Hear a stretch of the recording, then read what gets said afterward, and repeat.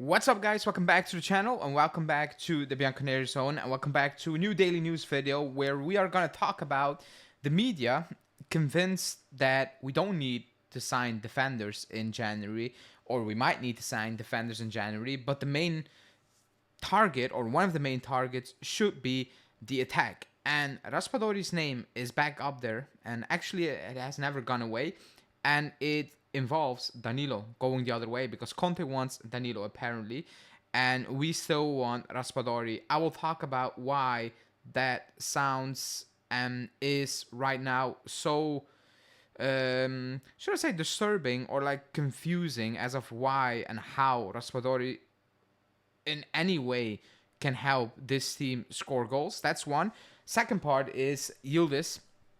He's been looked at by Man U, one of the clubs, obviously. However, the plan for Yildiz is very clear. Despite, latest criticism on him, it's still clear that the future for Yildiz is at Juve. And to top it off, we're going to talk about, again, the media shift, or not the media, just the opinion shift of actually the backline is not the issue. We need to go full power in investing in wingers, attackers, and maybe a midfielder in January. So before we do that, as always, smash the like button, subscribe to the channel as always, hit that bell notification, and let's talk about the Raspadori and Danilo potential swap deal, whatever.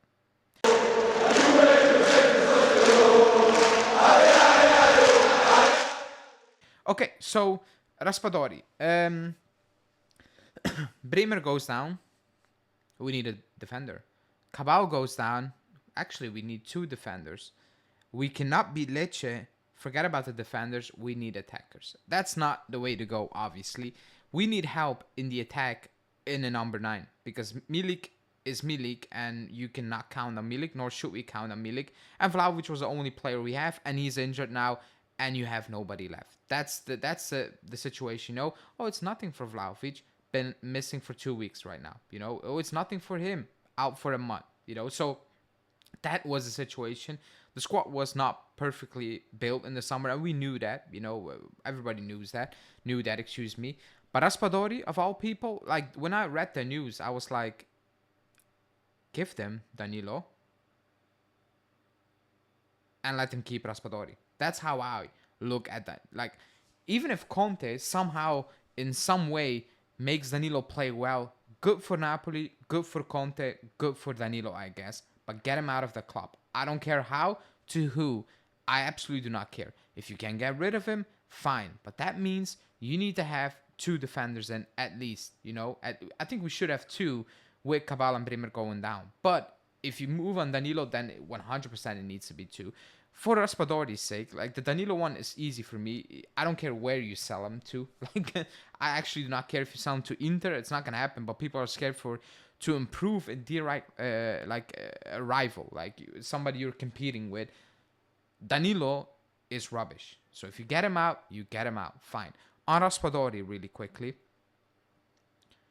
we struggle in the attack, and we know that. We cannot really create anything. Not to say we can create absolutely nothing. We look confused, and we're not sure what we're supposed to do. Well, if, for me personally, one player screams all those things, it's Raspadori. I don't know what Raspadori is. I never rated him. I'm not, like, I've been on the record many times. I'm not a fan of Raspadori. Never will be, probably, because he's not a player I can like, because I don't know what he does. I don't know what he's actually good at. I don't know what the point is. If even for Italy, when Raspadori comes on, I'm like, what is actually the point? Like, what are you, like, what is the intent? Like, what is the thought process behind? Because I don't know what type of player he is. Now, I was thinking about the struggles we have up top, and I was like, let's add Raspadori to that, and I got a headache, because if I was confused right now with how things are not working for us, adding Raspadori to it is gonna make it much, much worse. It is gonna make it much, much worse. I think right now the solution for the attack, I'm not the coach, obviously, but the thing that we haven't tried right now is switch it up, is get Yildiz more involved, closer up to goal, behind the potential striker or whatever, and move Weah out of there. He does, like, Weah up top is a complete waste of time. Period. Like, the movement is completely off. Like, it's just not good. You know, period. He doesn't have the movement. I don't really blame for him because he's not a number 9, but he will never get it. Like, he's just not that guy. I'm sorry, you know. That's one thing we haven't tried. Besides, obviously, patterns of play. It needs to be more fluid. I think we need to commit more people. That's one of the things I have an issue with. At the start of the season, we committed more people. We overloaded one part of the field so much that the moment we switch play, and it happened with Mbangula so many times, there was so much space for Mbangula to run into, or for Cambiasso, whatever, to overlap, you know, whoever was playing. There was so much space. We don't do that. We keep it safe right now, and it's very predictable. So Raspadori, an absolute no-go. Danilo, goodbye. I don't care where we sell him, as long as he's gone and you replace him. I'm perfectly fine with that as well, but you need to replace him, obviously. Now, second part of the show is Yildiz, because, well, actually, you know, if you read some Turkish reports, there's always like a report out there suggesting that, hey, he might be leaving. And now you have German outlets saying that Man U are looking at him, you know, and they have identified him as a perfect fit, so on, so on. And the story ends with Yildiz is actually going nowhere because he doesn't want to leave, and, well, Juve doesn't want to sell. Obviously, that's the case. Now, on Yildiz, he's getting criticized. And I don't think he's playing particularly well. I don't think he's playing awful. Like, it's in between. There's very good moments and very off moments, excuse me.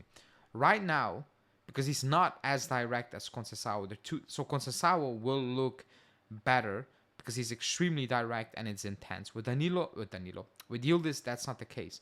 Right now, I feel for him a little bit because it's so obvious what we're gonna do when he has the ball. Because we have no other thing going on. Like, we don't have anything going on. You're taking away a lot. Like, at the start of the season, when he played in between the lines, could drift to the left, can come in, overlap, you know, cut inside, drift with the ball inside, deep, like actually carry the ball up to almost the edge of the box through the middle. These things are not allowed right now. He's very restricted. He needs to stay on the wing, needs to try to beat his man, whip it in, whatever, come inside, do his own thing, try to shoot. I'm like, you're kind of wasting it. Remember that PSV game? When 50 minutes in, I was like, man, Koopmeijer's playing on the left. It actually worked. The overlaps, Koopmeijer's getting chances because you switch it off with Yildiz coming in, you can have overlaps. All those things are gone. And you can say we have a small squad right now, and Motta's trying to build in some security and not concede and win it, nick it. But that's not working for us. It's not working. We're not nicking it. We're actually throwing it away. Like, we're actually literally throwing games away for no good reason. So you need to have a switch up. Something needs to change, you know? And we can talk about we needed help. We need help, you know? We need just bodies because players are not going to keep up with it. Right now, they're not keeping up with it. We don't have subs. Motta looks at the badge and he has players I cannot pronounce.